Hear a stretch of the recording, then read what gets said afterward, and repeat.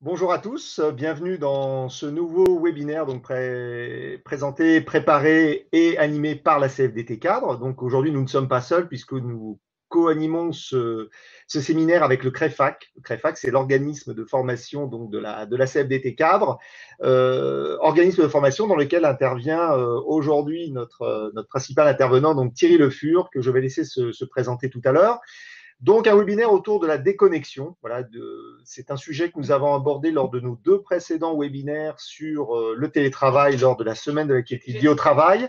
Donc, on va faire un séminaire donc en deux parties, trois parties même, puisqu'il va y avoir une première présentation pendant une demi-heure, puis une vague de questions, et puis on reviendra donc à la présentation de Thierry. Alors, pourquoi ce sujet de la déconnexion? C'est un sujet qui est revenu énormément pendant nos deux présentations sur le télétravail, hein, parce qu'il y a eu beaucoup évidemment de questions autour de cette déconnexion.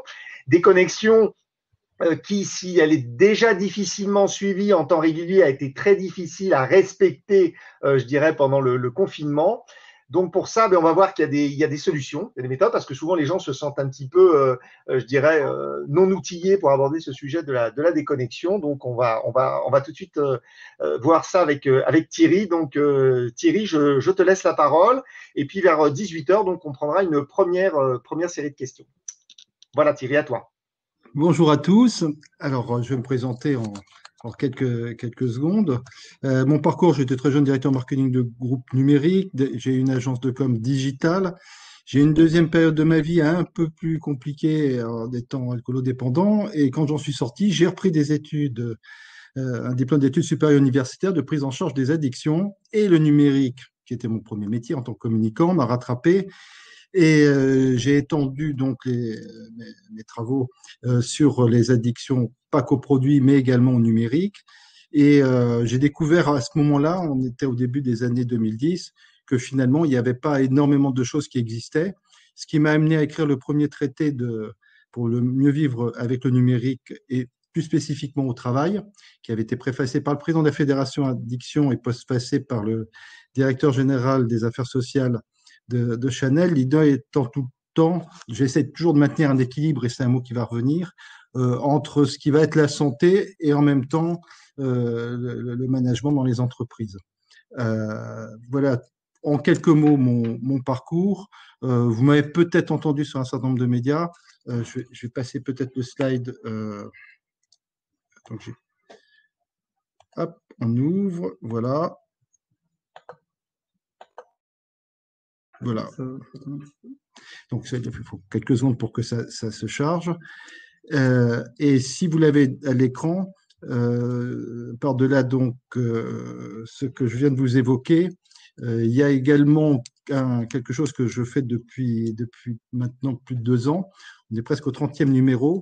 Là, c'est une initiative citoyenne qui s'appelle les Digital Detox Day 8, qui sont relayés dans un premier temps par la Fédération Addiction, qui me suit beaucoup sur ce sujet, et ensuite qui est relayé par la CFDT Cadre, que je tiens vraiment à remercier, parce que sur ce sujet central, si on n'a pas un appui d'un organisme social au sens large et syndical, les choses ont plus de mal à se mettre en œuvre.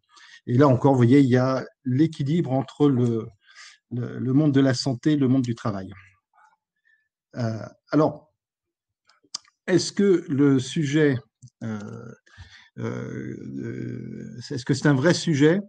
Est-ce qu'on passe trop de temps sur le numérique? Et surtout, est-ce que ce sujet n'est pas passé trop longtemps inaperçu? Parce qu'en fait, avec le confinement et l'expansion du télétravail aussi brutale, on peut se dire, mais qu'est-ce qui a pu se passer? Comment est-on passé d'un monde où il y avait quelque chose qui n'était pas très visible à quelque chose d'aussi intense?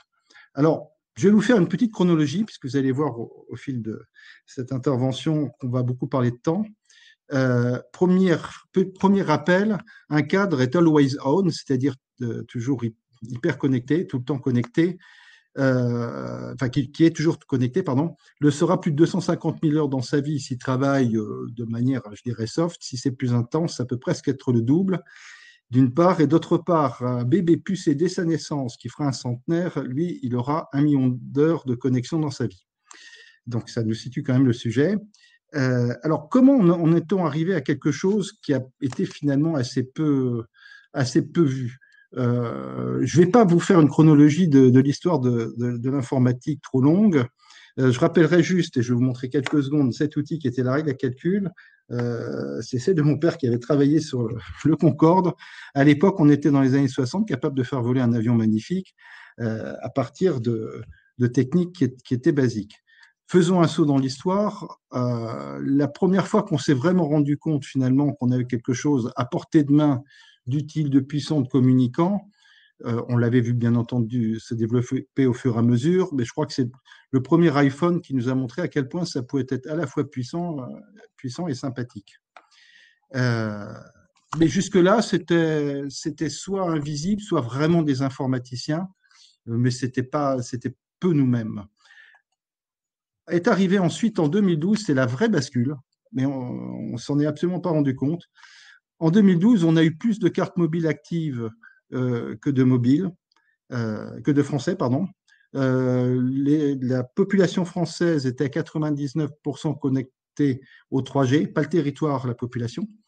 On a eu subitement la possibilité d'avoir pour 1 euro par jour de l'Internet illimité. Et enfin, on avait, du coup, je ne vois pas mon style, on avait la possibilité d'être à 100%. Ça, peut juste...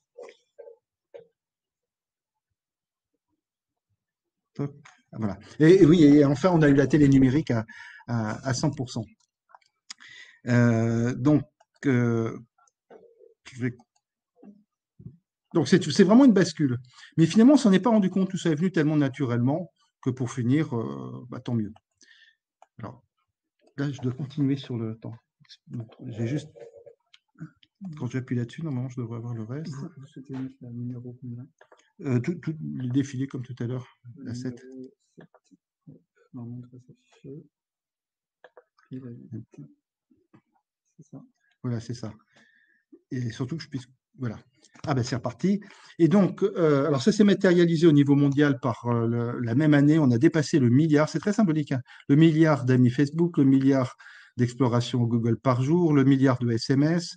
On a vu subitement que la presse via Twitter était plus rapide que les journalistes, vous savez, qui faisaient le planton dehors lors d'une célèbre affaire qui s'est passée à New York. Et on a eu le printemps arabe. Ensuite, là-dessus, de nouveau, excusez-nous quelques secondes. Alors, que s'est-il passé pendant ce temps? En fait, il y a eu cette explosion, mais, et Jérôme pourra en dire peut-être un ou deux mots, il y a eu finalement énormément de choses quand on regarde le droit du travail sur des tas de sujets, mais sur le domaine du numérique à proprement parler, en fait, on a surtout eu l'accord ANI-QVT en 2013 et le droit à la déconnexion en 2016. Alors, le droit à la déconnexion, je vous laisse le lire. Ce sera la seule chose que vous aurez à lire qui va prendre 30 secondes. C'est juste pour s'en réimprégner. Et j'ai mis en rouge les mots-clés.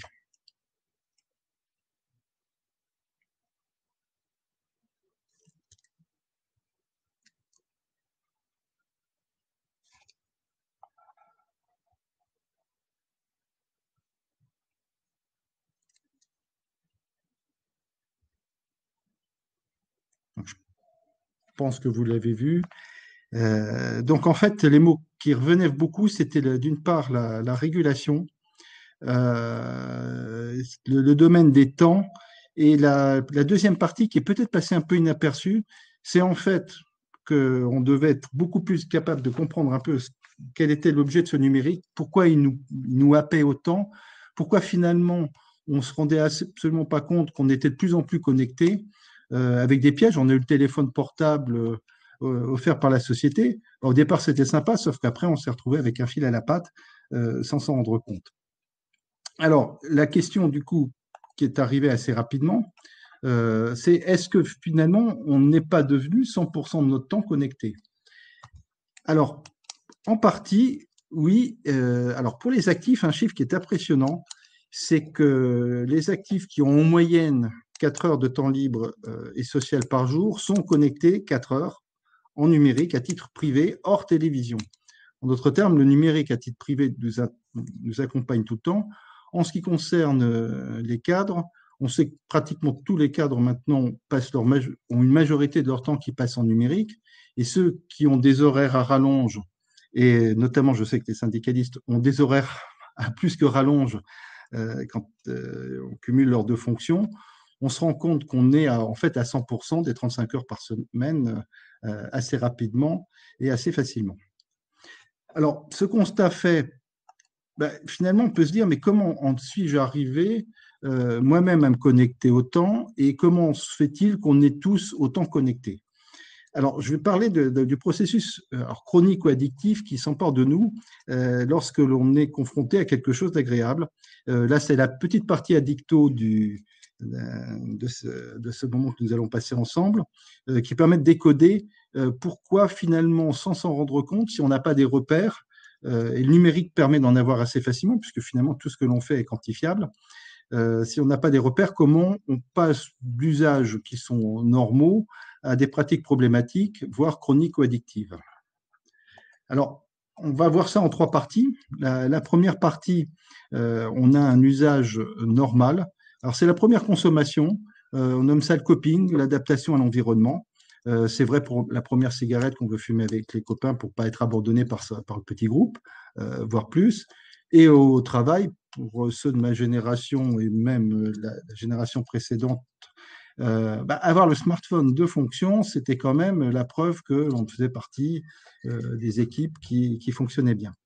Donc, on s'est adapté, même si au départ, moi, je suis d'une génération, la première fois qu'on m'a mis un micro sur mon bureau, je me suis dit, aïe, aïe, aïe.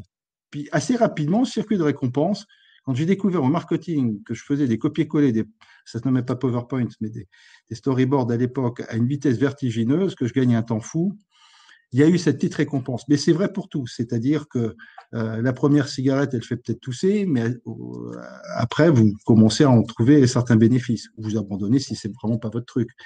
C'est pareil pour l'alcool. Ça vous rend peut-être joyeux, etc., etc.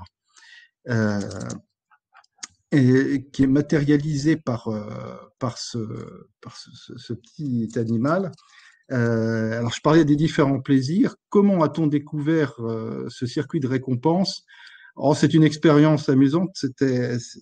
On avait mis des rats en batterie et puis on s'est rendu compte qu'en mettant une électrode à un endroit du cerveau, il devait avoir une décharge douloureuse, mais il y en a un, il continuait à appuyer de plus en plus, souvent.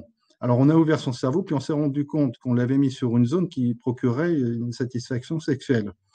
Alors, on s'est dit, mais ça marche aussi bien que ça. On a mis 20 rats en batterie, on leur a tous mis l'électrode au même endroit, ils sont tous morts d'épuisement.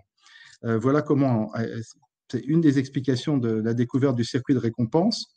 Et ensuite, il y a la troisième étape. La troisième étape, on peut nommer ça le cognitive factor, c'est-à-dire que c'est tout à fait vrai avec le smartphone.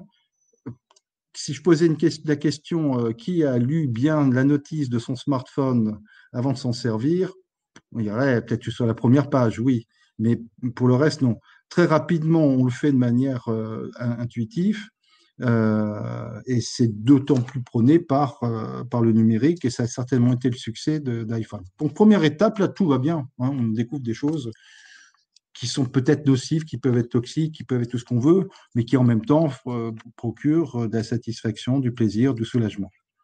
La deuxième étape, il ne faut pas que la vie soit triste. Donc, le cycle de renforcement vous amène un peu à se dire, et pourquoi pas un peu plus?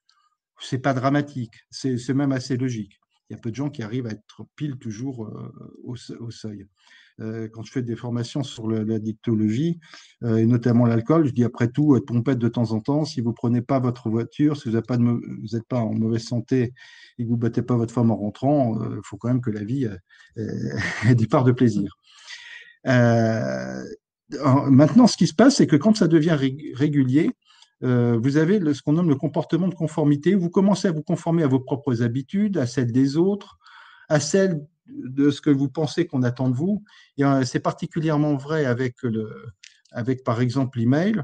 où on se met à répondre à des heures indues à des messages de son patron parce qu'on pense qu'il a envie d'avoir la réponse tout de suite, ce qui n'est pas nécessairement vrai. Et là, quand Jérôme évoquait réfléchir à la déconnexion, c'est tout à fait souhaitable, si on se rend compte qu'on a des messages qui arrivent à des heures indues, d'y voir clair par rapport à ce qu'est la demande de son patron. Avec le confinement, on a vu des patrons commencer à envoyer des messages vraiment trop tardivement. Là, il faut savoir mettre des limites, d'une part, et d'autre part, c'est même pas forcément une bonne chose. Moi, un grand patron me disait, mais à une question complexe, quand on me répond à 23 heures en 2 minutes, je me dis, il n'a pas eu le temps de réfléchir.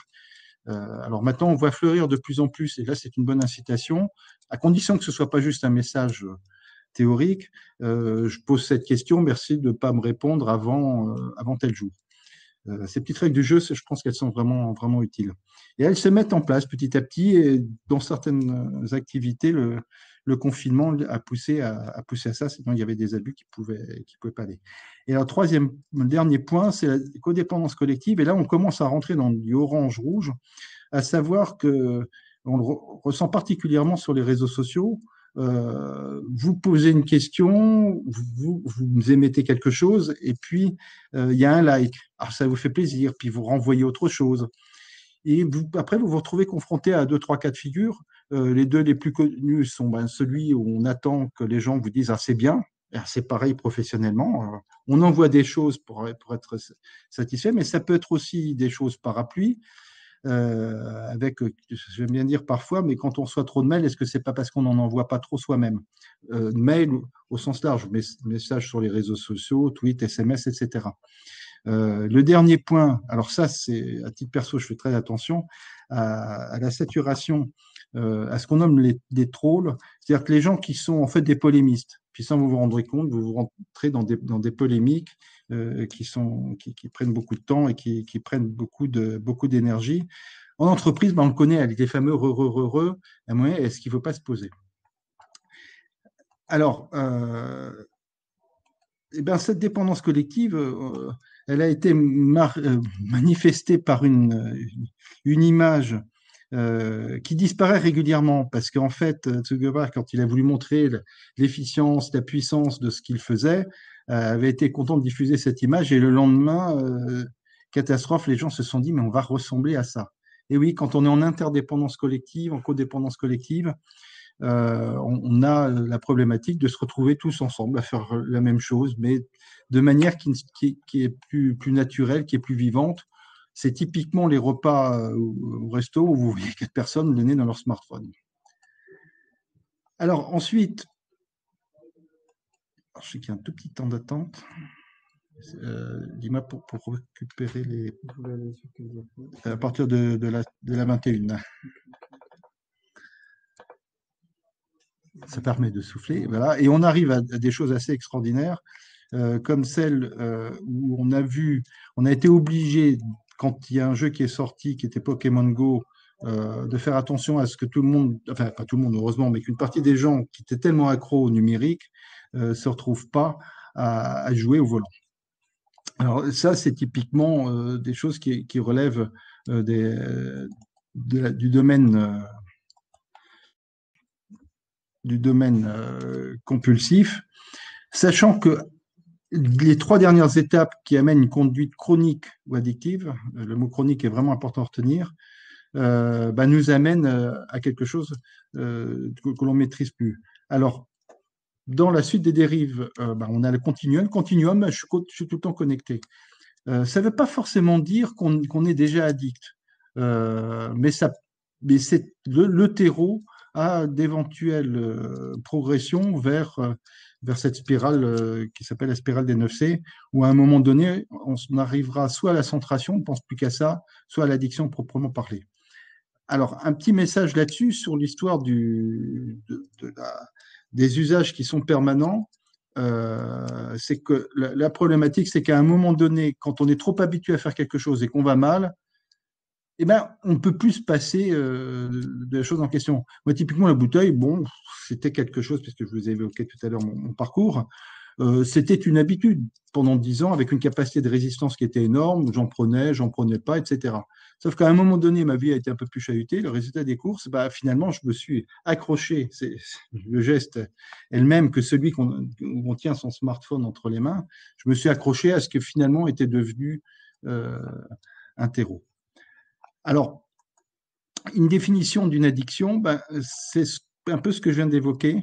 Ça peut naître à partir d'un processus chronique, celui qu'on vient d'évoquer, où on se retrouve en permanence en train de consommer. Je rassure quand même les gens, c'est que 80% des gens qui consomment de manière un peu trop forte entre 25 et 35 ans, à 35 ans, ils se rendent compte qu'ils réussissent plus à se lever, à réfléchir comme il faut. Ils se sont peut-être fait retirer des points dans leur permis, sermonnés par leur conjoint ou conjointe, et ils redescendent.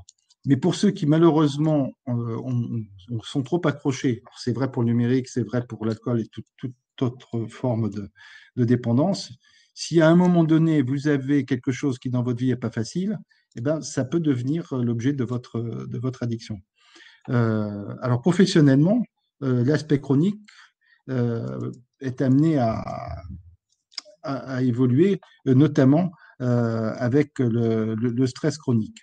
Alors, je vous dis ça, je vais vous expliquer ce qui se passe dans notre cerveau, parce que vous allez dire, mais pourquoi il nous parle du stress chronique aussi rapidement après nous avoir parlé des processus chroniques? Le mot chronique vous a fait faire tilt, mais il faut en savoir un peu plus pour savoir ce qui se passe dans notre cerveau. Alors, je vais vous présenter la balançoire d'Ali. C'était un challenge dans un club de vacances où le directeur, le dernier jour, me dit, oh, bah, tu peux pas en 3 minutes expliquer une addiction numérique. Et je me suis dit, mais que les gens ont-ils à faire d'avoir un cours sur les addictions dans un club de vacances? Et en fait, je me suis mis à utiliser cet outil, dans le bon sens, et il s'est trouvé que, on fait un petit réglage, voilà. Et il s'est trouvé qu'en fait, c'était suffisamment pédagogique pour que je l'utilise maintenant systématiquement. Je l'avais déjà utilisé au CREFAC et je l'utilise même pour former les médecins du travail quand ça peut durer une journée. Alors, que se passe-t-il dans notre cerveau? Voilà, vous imaginez le matin, pardon, c'était bien dans ce sens-là, vous imaginez le matin, vous avez bien dormi, vous êtes zen, couleur bleue, vous vous réveillez, vous prenez un petit café, vous êtes un petit peu en retard, donc il y a un peu d'excitation qui se crée, et puis le soir, la contrepartie, bah, ce serait un petit ou un petit câlin pour vous endormir. Mais si c'est un rail de coke ou 200 mails, vous comprenez bien que le soir, ce sera plutôt un gros somnifère ou des insomnies, ou voire plus. Et ça, c'est sur l'aspect matin-soir, mais dans la journée, finalement, on est en permanence dans les équilibres que je viens d'évoquer. On va au travail, on nous apprend qu'on a des choses à faire assez rapidement, on va avoir la pause avec les collègues, on doit repartir travailler, on a le déjeuner qui se passe plus ou moins bien, on a juste après 14 heures le moment où c'est parfois un peu plus dur, et ensuite vous avez souvent vers 17 heures, eh ben, il faut speeder pour terminer ce qu'on a à faire. Et en fait, c'est à peu près la nature de la vie, c'est-à-dire que notre vie, elle est composée de moments où la partie de nos neuromédiateurs qui vont nous apaiser, c'est-à-dire la sérotonine par exemple, va se mettre en œuvre, ou d'autres moments, ça va être plutôt ce qui va nous exciter en termes d'adrénaline. Et ça, c'est ce qu'on nomme une vie agréable et équilibrée. En revoyant la problématique du numérique, elle est très simple. C'est qu'on a 250 notifications par jour sur nos smartphones en moyenne. Des mails énormément, des aspects de réseaux sociaux, etc. Il faut savoir qu'en gros, votre adrénaline monte pendant à peu près une petite minute à partir du moment où il y a un message que vous recevez. Parce qu'un message, c'est une alerte. Même si ça va être une bonne nouvelle qui va vous rassurer, dans la réalité des faits, au moment où elle arrive, vous ne savez pas ce que c'est. Vous êtes mis sous tension. Tension, ça veut dire stress. Et c'est là qu'arrive le stress chronique. C'est-à-dire que plus vous rentrez dans la logique d'être en permanence connecté dans un système où vous ne gérez pas vos notifications, vous êtes devant votre écran, vous laissez la partie online, je monte l'écran, la petite lumière qui s'allume, ben finalement, vous allez être en rouge continuellement, et là, c'est épuisant. Ça, c'est la partie épuisante, et vous vous rendez compte que c'est en même temps, comme dirait quelqu'un, vous vous retrouvez à ce que si vous chahutez trop les deux parties, vous allez avoir à un moment donné un découplage, c'est le découplage entre la noradrénaline et la sérotonine qui fait que vous allez complètement vous dérégler. Il faut savoir que ce découplage, vous l'obtenez de la même manière, aussi bien par le stress chronique que par une addiction. Voilà le lien. C'est des travaux du professeur Jules Tassin au Collège de France. Donc l'idée, c'est bien de se dire, finalement, il ne faut pas que je sois en permanence scotché. Il faut que je retrouve des moments d'apaisement. Et comme les choses sont bien faites, par exemple, on le verra un peu après, quelles sont les choses que je dois faire par exemple, pour mieux m'endormir. Eh bien, vous avez la lumière bleue des écrans qui vous empêche de vous endormir. Ben, il va falloir soit utiliser, et vous avez pratiquement tous maintenant sur vos écrans la possibilité de mettre la lumière en orangé le soir, passer une certaine heure, voire de manière automatique. Et puis il y aura d'autres choses qu'on pourra évoquer tout à l'heure pour mieux s'endormir. Voilà, alors je vais passer un petit slide encore pour rappeler que donc en fait, c'est pas que le rouge est pas bien. La problématique, c'est qu'en fait, tout ce qui va toucher au niveau du rouge va être plutôt de l'excitant d'une part et de l'excitant non régulateur. Alors, c'est des augmentations temporaires. Un message qui vous met en alerte, ben, si vous traversez la rue tranquillement et que subitement vous entendez une voiture vrombir, vous n'avez pas vu, c'est pas plus mal parce que ça vous envoie de la. Ça envoie notamment, je ne vais pas rentrer dans le détail, mais ça vous permet de courir avec des muscles qui sont au maximum et d'éviter de vous faire renverser. Ça vous met en état de vigilance. La cocaïne, par exemple, qui est un produit qui rentre dans la catégorie des rouges, mais en hyper-vigilance. L'activité intellectuelle, ça peut l'améliorer, mais dans des périodes assez courtes. C'est pour ça que le mot clé après augmentation, c'est le mot temporaire, pour bien comprendre qu'on ne peut pas en user ou en abuser de manière excessive. Juste un point, j'avais été sur mon marché il n'y a pas longtemps, rencontré un directeur d'un réseau social qui est un type qui a une énergie extraordinaire. Et il me disait, mais là, je vais prendre quelques jours de vacances. Puis il me dit ça, mais alors, c'est pas les vacances. Il allait courir sur l'Himalaya ou que sais-je. C'est quelqu'un de vraiment très sympathique qui fait beaucoup de choses. C'était parce qu'il était fatigué. Et il m'a dit, mais j'ai passé mon temps en visioconférence. Ben là, l'augmentation temporaire des facultés, elle est bien, mais c'est temporaire. La partie bleue, ben, il faut absolument la choyer parce que d'une part, c'est celle qui va vous aider à mieux réguler votre humeur, qui va vous permettre d'apaiser votre irritabilité le cas échéant. Et d'autre part, bah, c'est tout ce qui facilite les capacités d'apprentissage, de mémorisation et de conduite plus sereine. Alors, ben, on parlait d'équilibre, mais vous comprenez pourquoi l'importance de l'équilibre. C'est pas par hasard que dans l'ANI était mieux équilibrée notre vie professionnelle et vie personnelle, et que la même terminologie se trouve également dans le droit à la déconnexion, qui invite à la régulation des outils. Et en fait, c'est vraiment ça. Dans l'idée, c'est pas tant l'idée de dire je me déconnecte qui est important, c'est à quel moment, à quelle fréquence, comment je me protège des excès. Et donc bien la régulation et non la nécessaire coupure, sachant que le mot droit à la déconnexion, si Jérôme intervient dans quelques secondes, on sait est-ce que ce sera le mot droit à la déconnexion qu'on devra toujours utiliser, est-ce que ce sera un droit de déconnexion discerné. Il a eu un atout, c'est qu'au moins c'était un terme simple au départ, mais il aura peut-être une histoire à vivre. Voilà, merci Thierry pour cette première partie. Donc, tu concluais sur le droit à déconnexion sur lequel on a travaillé à la CFDT Cadre, puisqu'on était au sein de la commission Mettling, donc qui a porté ce droit à déconnexion qui a permis à la ministre de l'époque, El Khomri, donc de le faire rentrer dans le droit. Ce qui est intéressant dans ta présentation, évidemment, c'est de bien montrer que c'est de s'appuyer sur des principes préexistants à la connexion, à la surconnexion numérique qui renvoient à d'autres champs de l'addiction et qui nous permet de nous appuyer sur des travaux qui ont déjà été faits pour pouvoir s'en sortir. Parce que c'est vrai qu'on a, nous, beaucoup de témoignages à cette DT4 de personnes qui viennent nous dire, mais voilà, je ne sais pas comment faire pour que ça s'arrête, tout simplement. Alors, beaucoup de questions. Peut-être tout à l'heure, tu as parlé de temps de connexion. Est-ce qu'il y a des études qui donnent des temps de connexion chez les hommes, chez les femmes, par catégorie socio-professionnelle, par âge? Est-ce qu'il y a tu as quelques chiffres là-dessus ou tu peux renvoyer à des études voilà. Alors, ce qu'il faut que les personnes sachent, comme ça leur évite de prendre trop de notes, c'est que je vais envoyer une synthèse du PowerPoint ensuite et je vais rajouter effectivement des chiffres sur ces données-là. Le chiffre clé que j'ai donné, c'était vraiment l'histoire des 4 heures de temps de connexion pour un actif par jour en dehors de son travail.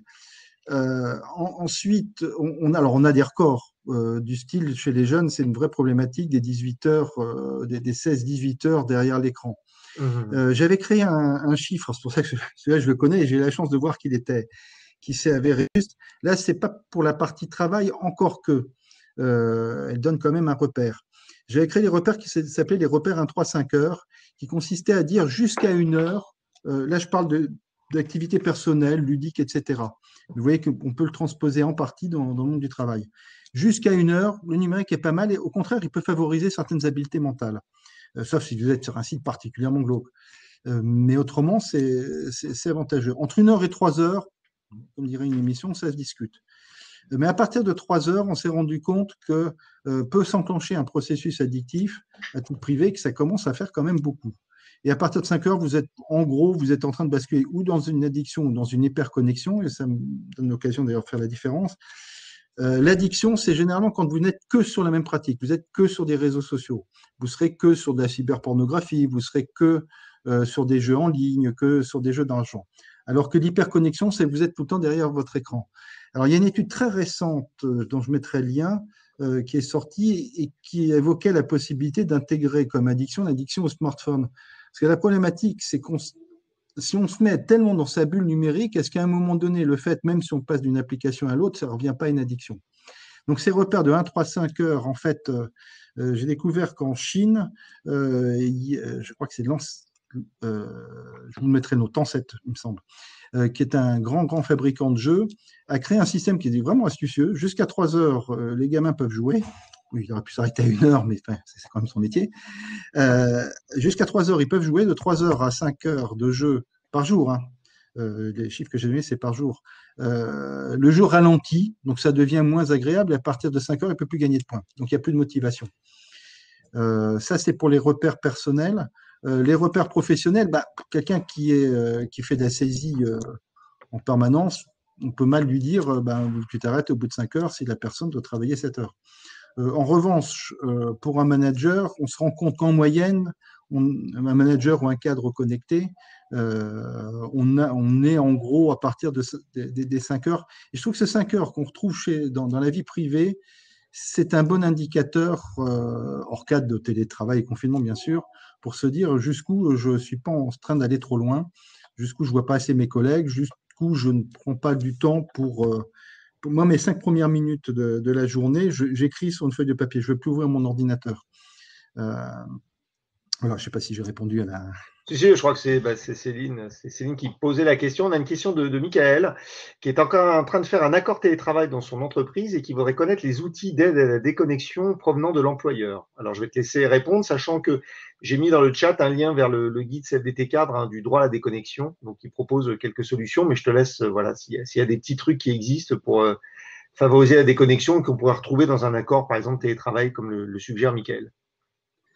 Alors, dans les accords télétravail, la première chose qu'ils peuvent mettre, c'est une charte.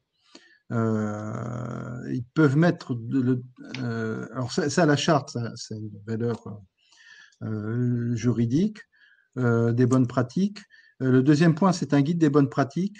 Cela dit, est-ce que les entreprises l'ont fait? Ça, c'est moins certain.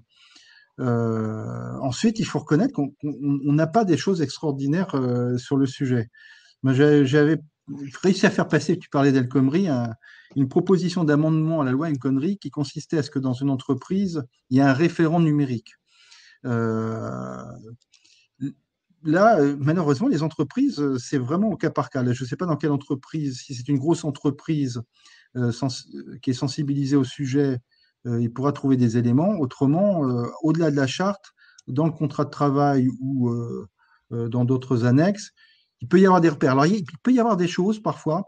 Vous pouvez avoir j'étais dans une entreprise où il y avait eu un guide des bonnes relations sur les réseaux sociaux. C'est souvent des documents, mais qui ne sont pas dans le contrat de travail ou annexes, mais qui peuvent être à disposition. Ça, c'est peut-être pas impossible. Il y avait l'usage du numérique au volant. Qu'est-ce qu'ils avaient fait d'autre? Il y avait une charte qui était plutôt une charte de la communication extérieure, de ce que l'on avait le droit de dire ou pas dire. Mais si l'entreprise n'a pas créé un référentiel, au-delà de ça, c'est assez rare qu'il y ait beaucoup de choses. D'accord. Okay. Alors peut-être qu'il peut y avoir des choses, tout simplement la médecine du travail, qui, elle, généralement, on commence à voir apparaître un certain nombre de petits guides. Il y a Faustine qui fait son mémoire sur le droit à déconnexion et qui dit est-ce qu'il y a des petits conseils en particulier sur des points à ne pas louper. Voilà, tu as déjà cité beaucoup de choses dans la dictologie, mais est-ce qu'il y a 2-3 idées, toi, que tu verrais voilà. On te dit, on te donne carte blanche pour mettre des points dans un accord sur le droit à déconnexion, carte blanche dans une entreprise. Est-ce qu'il y a des points, toi, que tu verrais, des points de vigilance par ton expérience, par les études que tu as faites, les oublis aussi qu'on peut avoir des fois dans certaines approches, dans certains groupes, certaines entreprises sur cette déconnexion? Alors, il y a un point, c'est l'usage. Alors là, on est sur le fil, si j'ose dire. C'est la capacité de savoir combien de temps on passe sur nos écrans. Moi, je pense qu'on peut inciter les collaborateurs sur leurs outils personnels à se dire combien de temps je passe sur mon écran. Parce que là, c'est un sacré indicateur. Alors, tu vois vite la frontière. Il ne s'agit pas non plus que ça devienne trop facilement une forme de flicage. Comme on le voit, vous n'êtes pas depuis 10 minutes, vous n'êtes pas devant votre écran et ça ne va pas. Mais je trouve que une entreprise qui aiderait les salariés à mieux repérer le temps qu'ils passent sur leur écran ferait sacrément progresser les choses. Alors, soit en le faisant dans son système, mais là, on a les problématiques de la CNIL, etc. Mais en revanche, à titre personnel, de télécharger, il commence à y avoir une masse d'outils qui permet vraiment de savoir combien de temps on passe. Ça, ce serait le premier point, parce qu'en plus, c'est le sujet qu'on évoque à longueur de temps. Le deuxième point, on le verra après, je ne sais pas si ça peut rentrer dans le cadre de sa question, mais il y a quelque chose qu'on nomme le document unique. Dans ce slide, dans cette présentation, j'avais créé une petite fiche risque. Alors petite, elle n'était pas neutre au sens où j'avais eu la chance de pouvoir les faire avec les médecins du travail. Là, on est plus dans le collectif de se dire quels seraient les points de repère à avoir concernant le numérique. Et le troisième point, ce serait, puisqu'on a beaucoup parlé du télétravail, ce serait de synthétiser un certain nombre de bonnes pratiques concernant le télétravail. D'une part, et d'autre part, puisque c'était quelque chose que j'étais en train de faire, c'est de se dire, concernant le télétravail, est-ce qu'on ne pourrait pas avoir un questionnaire? J'en ai fait un qui est presque terminé d'ailleurs, sur la transposition de nos pratiques numériques au travail au quotidien par rapport à la transposition au télétravail.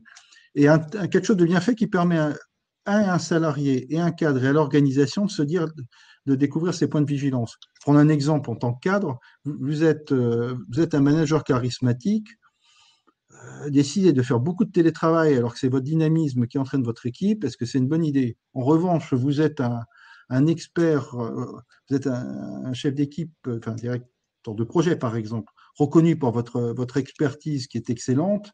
Finalement, le télétravail, au lieu d'être dérangé toutes les 2 minutes parce que vous êtes en même temps sympathique et la porte saute tout le temps, c'est pas mal de se dire je ferai plus de télétravail. En fait, il y a un outil de dosage du télétravail. Ça me permet Ouais, ça, je vais compléter avec une question qui est liée. Il y a beaucoup de questions. Je vais essayer de toutes les prendre, mais c'est un peu, il y en a beaucoup. Justement, donc c'est Chancéline qui pose la question justement. Alors, est-ce que c'est plutôt une addiction au numérique ou une addiction au travail, ou est-ce que c'est les deux? Ah, c'est une excellente question. C'est une excellente question parce que ça revient un peu à ce que j'évoquais, la conduite chronique où à un moment donné, est-ce que finalement je suis tout le temps dedans et c'est un terreau addictif. Alors, est-ce que c'est un terreau qui va me conduire à une addiction au numérique? Est-ce que c'est quelque chose qui va me conduire à une addiction au travail ou une addiction au travail numérique? Si on reprend cette histoire de petite balançoire de la vie où on se met, où un addict en fait, alors d'une part, je vais reprendre 2 secondes, lui, s'il est parti sur la cocaïne, il a tout le temps besoin qu'on remonte dans quelque chose d'excitant. Et là, le travail, s'il est accro, il faut espérer qu'au moins il y a une stimulation, une excitation. C'est peut-être pas drôle, hein. Il y a peut-être des choses qui ne seront pas drôles, mais il a un caractère combattant, alors il faut toujours qu'il ait sa dose d'adrénaline. Quelqu'un qui sera dans autre chose, bon, ce sera le bleu. Mais là, on est typiquement, que ce soit le travail ou le numérique, dans cette sphère rouge. Il y avait un médecin qui avait dit, mais on est accro à l'adrénaline, d'être addict à l'adrénaline. Là, il peut y avoir une confusion des genres qui est loin d'être neutre. Merci, oui. Alors, il y a une remarque de vos S, alors je ne sais pas le prénom, mais charte et guide me semble être une couverture de bonne conduite de l'employeur. Comment mieux aider et soutenir la maîtrise de sa connexion? Alors ça, je me permets de faire une petite parenthèse sur notre guide de la déconnexion, justement du droit de négocier la déconnexion, parce que c'est justement là-dessus que l'on travaille. C'est que si une charte ou un guide ne se veut être qu'une couverture de l'employeur pour se donner bonne conscience, c'est évidemment pas ce que l'on défend, nous en tout cas à la CFDT Cadre. Il faut véritablement aussi partir du vécu des gens, hein, du quotidien, parce que ce qui est très difficile dans le droit à la déconnexion, c'est qu'il faut à la fois travailler sur le personnel et le professionnel. Quelqu'un qui serait addict au numérique dans le personnel, si vous ne travaillez que sur son addiction numérique dans le professionnel, vous loupez la moitié de la personne, en gros. Donc, il faut vraiment travailler sur l'ensemble. Et c'est la raison aussi de l'intervention de Thierry aujourd'hui, c'est qu'on part vraiment de la personne aujourd'hui. On part vraiment de son attitude vis-à-vis du numérique, des interrogations à se poser. Puis la deuxième chose aussi, après je te redonne la parole Thierry, c'est que évidemment la connexion est liée aussi à l'organisation du travail. La question numéro 1 qu'il faut se poser dans une entreprise, c'est pourquoi les gens se reconnectent le soir. Vous en avez peut-être qui sont par convenance personnelle, parce qu'ils ont envie, ou alors ce qu'on appelle aussi le syndrome du frigo, hein, c'est-à-dire qu'on ouvre son ordinateur, on regarde ses mails sans savoir pourquoi, des fois on le fait, hein, on le fait mécaniquement. Voilà, donc il y a des interrogations. Je vous invite à voir le guide, je vous invite aussi, on parlera à la fin de ce webinaire d'une formation qu'on propose, où Thierry et moi-même intervenons, donc qui traite de ces questions-là. Voilà, donc si tu as des idées sur les chartes, voilà, comment mieux aider soutenir la maîtrise de sa connexion. C'est peut-être l'objet aussi de ton intervention après, je ne sais pas. Oui, alors finalement, j'avais peut-être oublié ce qu'on est en train de faire, qui était l'essentiel, et justement, j'avais mis le doigt dessus. Pour moi, dans le droit à la déconnexion, bon, on a invité les gens à déconnecter, mais la deuxième partie du texte de loi indique qu'il faut sensibiliser, former les personnes. Ça, je pense que c'est pratiquement la partie la plus importante, parce que pourquoi j'évoquais ce parcours de 2012 où personne, si on avait demandé aux gens à partir de quand on a basculé, personne n'avait vraiment la date. Moi, je suis tombé dessus un peu par hasard en me rendant compte que tout ça se jouxtait. Et puis, c'est trouvé que c'est parce qu'en même temps, je travaillais sur les addictions que je me suis dit, ça se jouxte. Et le troisième point, c'est qu'en fait, je peux l'illustrer parfaitement en plus avec l'histoire du addiction numérique ou addiction au travail, c'est qu'en fait, la première mission que j'ai eu à faire dans une entreprise sur le numérique, en fait, toute mon histoire avec le numérique professionnel a démarré très, très concrètement par une mission prévention addiction, alcool, tabac, médicaments, drogue. Et la DRH qui me dit, mais dis donc, tu travailles aussi sur les comportements. Je dis oui, oui. Il me dit, tiens, regarde. Puis il y avait une vitrine et il y avait son collègue comme ça. Il dit, tu ne voudrais pas rajouter le numérique? Et je le mets, et à l'époque, on était quand même à des niveaux de connexion qui étaient relativement bas, etc. Et m'est venue l'idée de me dire, par-delà l'addiction, je vais mettre stress numérique. Et là, subitement, j'ai découvert qu'il y avait un tiers des salariés qui étaient en stress numérique et que cela était conforté par d'autres études par ailleurs. Sauf que stress, ça veut dire adrénaline. Adrénaline, on est dans les produits, dans les domaines psychoactifs. Et c'est comme ça que tout s'est relié, que je me suis dit, on n'est pas du tout dans quelque chose de neutre sur le plan psychoactif. Voilà, donc l'idée, ça peut vraiment de pousser les entreprises ça peut être de dire, mais finalement, une entreprise doit avoir à disposition une espèce de backup, je dis référentiel, de formation à minima, de parcours de formation ou de sensibilisation sur ces sujets-là. D'autant plus que, t'entends mon discours, j'entends le tien, on n'est pas là pour dire à bas le numérique, on est là pour dire comment le réguler, et mieux les réguler, plus on est performant. Donc, c'est même pas quelque chose d'anti-patronal. Oui, tout à fait. Oui. Il y avait une intervention de Bruno qui était intéressante d'ailleurs, qui dit que iPhone propose, envoie les temps de connexion de façon journalière, hein. On a aussi ça dans certaines entreprises qui mettent en place J'ai l'exemple d'entreprises, notamment la mienne. Je suis dans une boîte américaine de conseil où on a proposé aux salariés de mettre des pop-up le soir quand ils envoient des mails, etc. Alors au début, nous, en tant que syndicalistes, ça nous a un peu souri en disant c'est de l'habillage, c'est artificiel, etc. Et ben, il se trouve que nous-mêmes, syndicalistes qui l'avons installé, on s'est fait largement piéger. C'est-à-dire qu'on se retrouvait des fois à envoyer des mails à 20h30 sans forcément s'en rendre compte, enfin mécaniquement. Et il y avait le pop-up qui nous disait est-ce que vous êtes bien sûr d'envoyer ce mail-là à cette heure-là, etc. Et on a quand même constaté une baisse du nombre de mails envoyés le soir. Alors ça peut paraître complètement artificiel, mais je pense que ça fait partie aussi de la prise de conscience et ça montre à quel point aussi le numérique et cet instinct de réponse que l'on a à utiliser le mail comme une messagerie instantanée aussi nous met dans des contraintes de temps dont tu parlais très très bien dans ta spirale des temps tout à l'heure. Ta spirale en montrant qu'il y a un moment ça devient une addiction et qu'on rentre un peu dans une spirale infernale. Et je pense voilà, il y a des choses aussi de repartir vraiment du basique des fois sur les gens et de vraiment travailler là-dessus. D'autant plus, comme le dit De Vos S, c'est qu'on va avoir de plus en plus ces questions, et c'est l'objet de ce webinaire aujourd'hui, de plus en plus ces questions à discuter si le télétravail se développe comme on s'attend à ce qu'il se développe dans les mois qui viennent. Je te propose peut-être de reprendre ta présentation et on reprendra une série de questions tout à l'heure. D'accord. Alors, juste une chose, puisque je crois que c'est Pauline. Assez souvent, si elle veut me contacter, Faustine, tu le sais, voilà. j'aide quand il y a des mémoires universitaires sur ce sujet-là. J'adore parce que j'ai aussi besoin de me cultiver. Oui, oui, on reçoit beaucoup, nous aussi, beaucoup d'universitaires, donc on est très ouvert là-dessus, oui, en effet. Je te laisse continuer. Alors, alors j'avais voulu terminer, mais j'aurais dû laisser parce que je voulais pas être que sur une note triste. Mais ça fait peut-être sens que ça n'arrive que maintenant. C'est qu'en fait, il y a une phrase d'un des plus grands psychosociologues, il a eu 2 awards en psychologie et en sociologie, qui disait que quand un comportement entre en conflit avec une valeur essentielle, ça peut être la valeur qui l'emporte.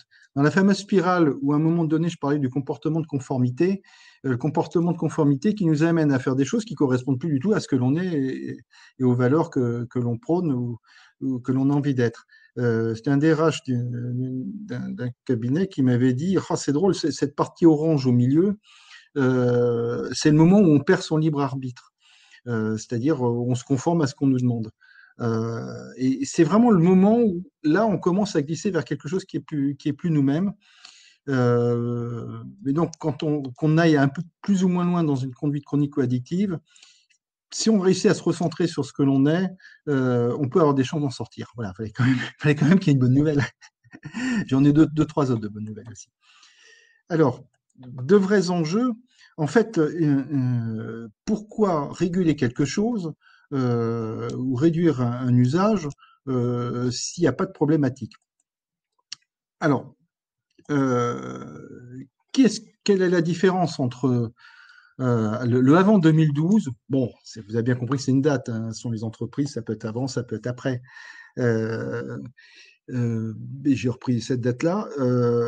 Je me rappelle très bien que quand j'ai commencé à travailler, on allait au café discuter sur le plan professionnel. On refaisait un peu le monde professionnel. Et puis, chacun rentrait chez soi. Bah, vous rentriez chez vous, puis il n'est plus question de faire de mails, etc. C'était pareil le vendredi.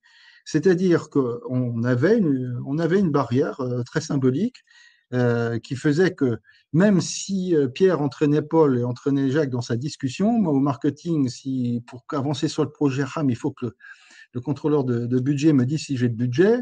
Bah oui, mais il est pas là, donc bah, la discussion s'arrête. Bon, c'était comme ça. Sauf qu'avec le numérique, c'est fini. On peut à n'importe quelle heure se dire j'envoie des messages et on ne s'est plus très bien rendu compte que finalement notre principal stopper de conduite excessive avait été l'aspect présentiel.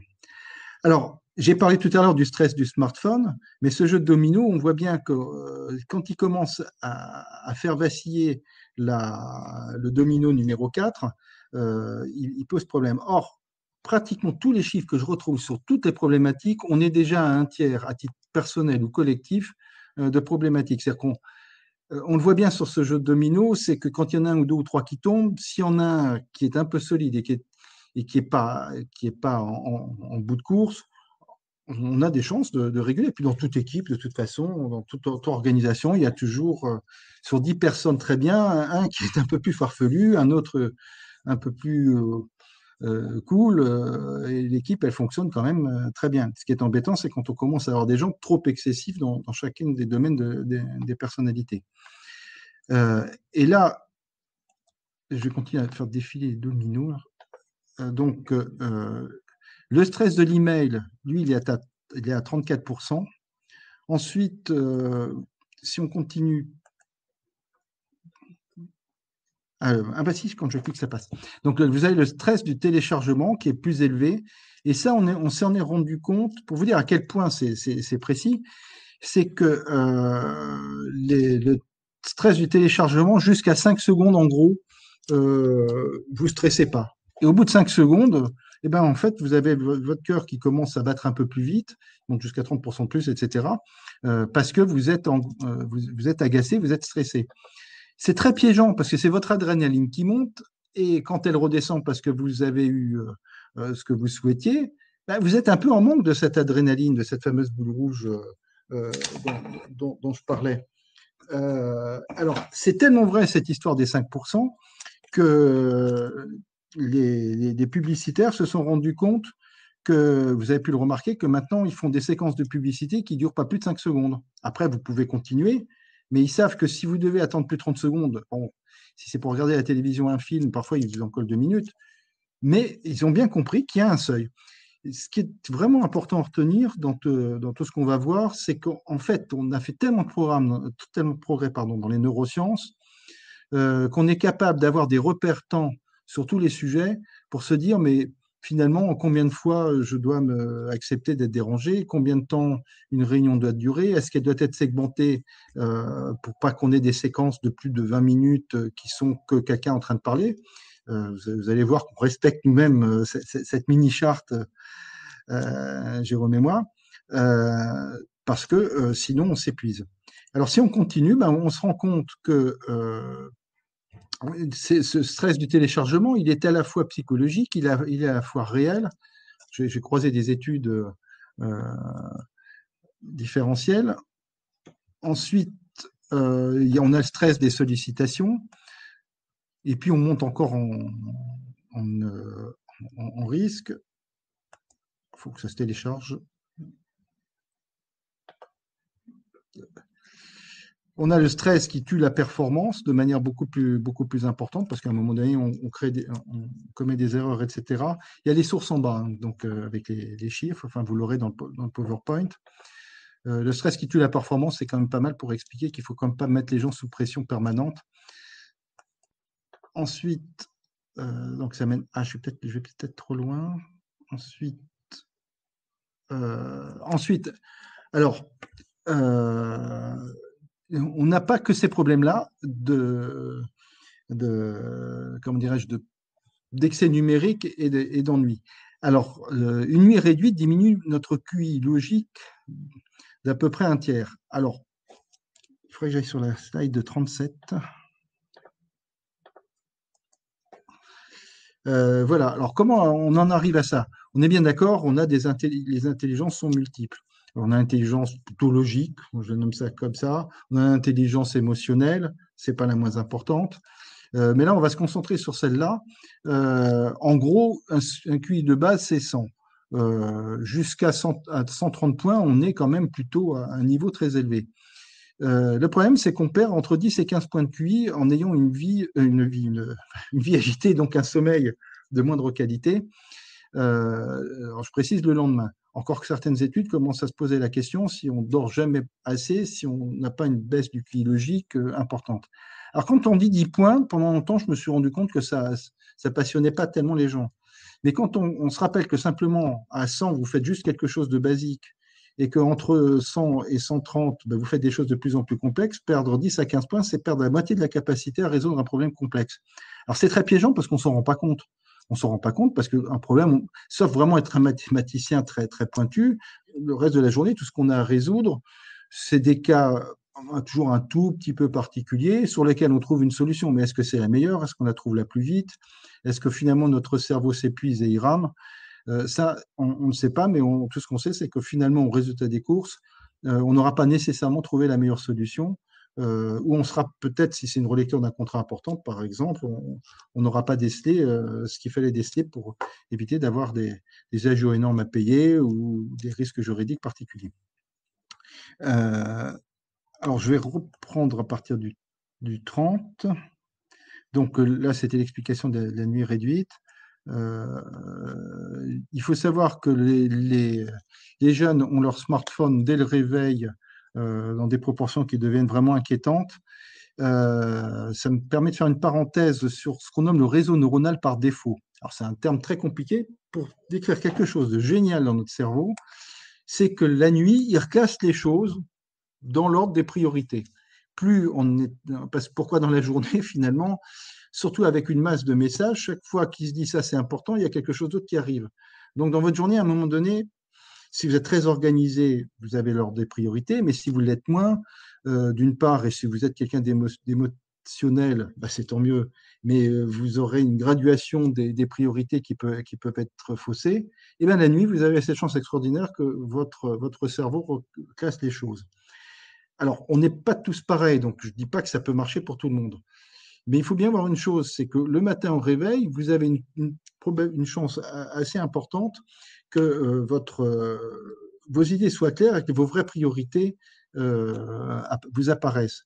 Le problème, c'est que si vous prenez votre smartphone et que vous avez 5 messages, ça y est, le beau classement qui s'est fait la nuit, ben, il n'a plus cette capacité-là.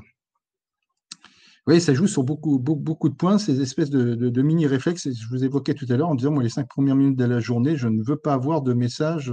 J'écris noir sur blanc sur une feuille de papier, comme à l'époque. Et ben, je peux vous dire que je l'ai inauguré d'ailleurs, cette méthode pour moi-même. Ça faisait longtemps que je devais le faire pendant le confinement. Là, je me suis dit, tiens, c'est le moment de tester. Alors, le travail en multitâche, bah, il fait perdre quand je dis QI essentiel, c'est-à-dire vraiment j'essaye de distinguer un petit peu, comme je l'ai évoqué, ce que notre cerveau sait faire de manière un peu automatique. Finalement, quand on conduit, on sait aussi faire plusieurs choses en même temps. Mais dans la réalité des faits, notre cerveau, il n'est pas fait pour mener 2 réflexions en même temps. Donc, il y a une déperdition qui est vraiment importante, aussi de l'ordre en question. Ensuite, qui correspond à la perte de temps, la même perte de temps. Je continue à cliquer. Ensuite, il ne faut pas que j'aille trop vite quand même. La dépendance au smartphone, on la situe toujours, tous les chiffres tournent autour du fameux tiers. Le chiffre est un petit peu ancien. Je pense qu'il a dû continuer à monter.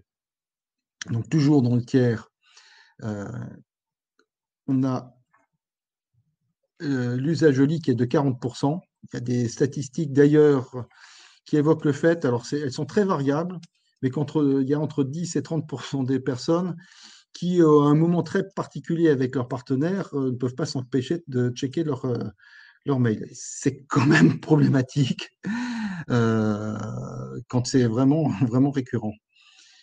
Problématique pour les deux d'ailleurs. Alors, ensuite, quid de la conjugaison des risques performance santé dépendance? On a beaucoup parlé jusqu'à présent plutôt de ce qui touche à la performance ou de ce qui touche à l'aspect psychologique. Et là, je vais évoquer l'aspect santé physique.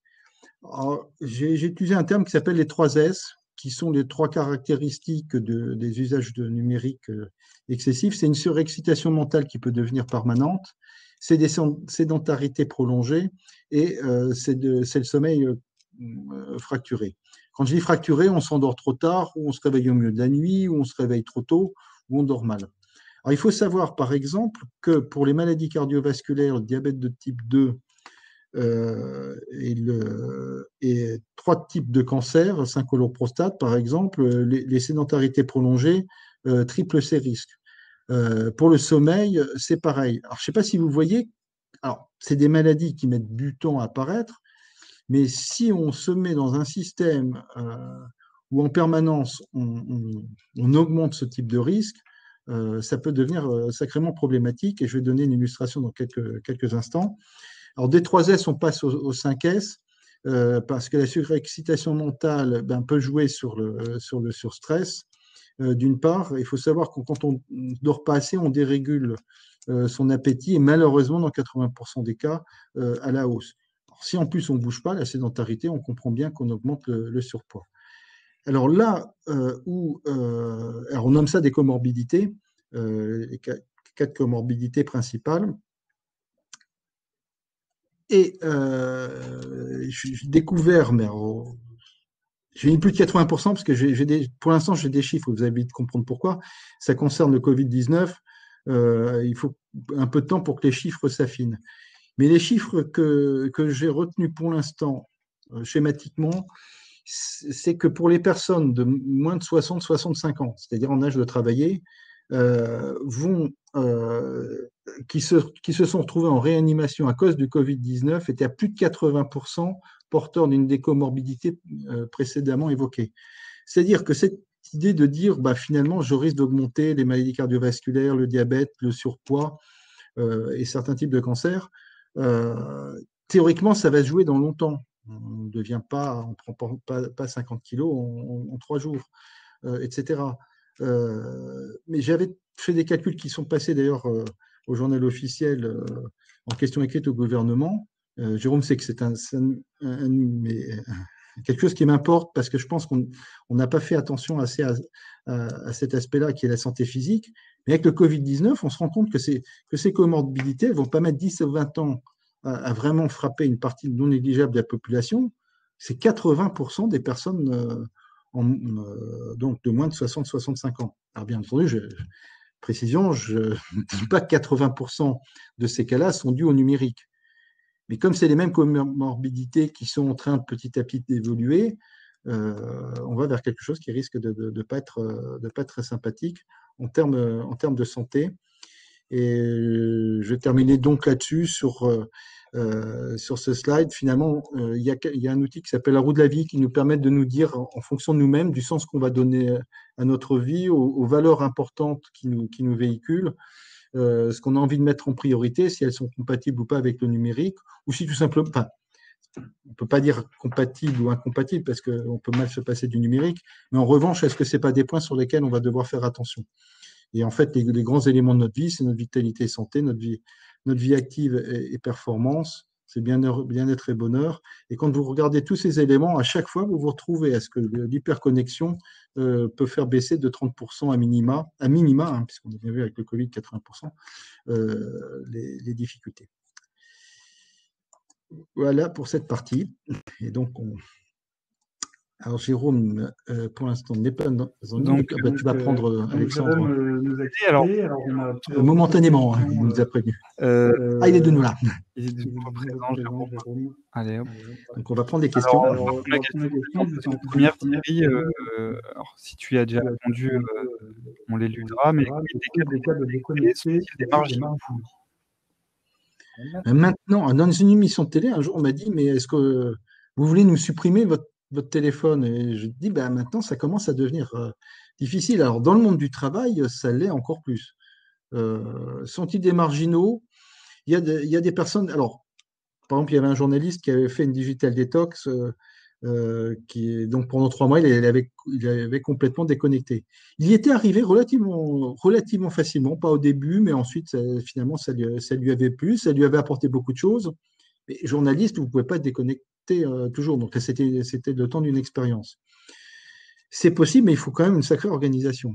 Alors, est-ce que, de manière sous-jacente, dans cette question, est-ce que finalement, c'est pas presque dangereux pour notre santé sociale, si j'ose dire? Là, c'est quand même une sacrée question. Parce que quand je vois, par exemple, les personnes âgées qui se sont mises beaucoup aux réseaux sociaux parce que leurs enfants, leurs petits-enfants qui sont loin leur permettent de rester en connexion, C'est pour ça que j'aimais bien l'histoire de jusqu'à 1 heure de numérique, en se disant, bah, finalement, si je vais là-dessus, si je me fixe 1 heure, ça facilite mon agilité mentale, ça peut faciliter mes relations sociales avec les autres. Oui, alors c'est embêtant pour quelqu'un qui fait de la prévention aux addictions de dire consommer un peu, parce qu'on ne sait jamais jusqu'où ça va aller. Voilà. Je ne sais pas si j'ai répondu à votre question. Alors, on va peut-être laisser Jérôme reprendre le fil des questions, sinon on a une autre. Oui, merci, oui, merci Alexandre.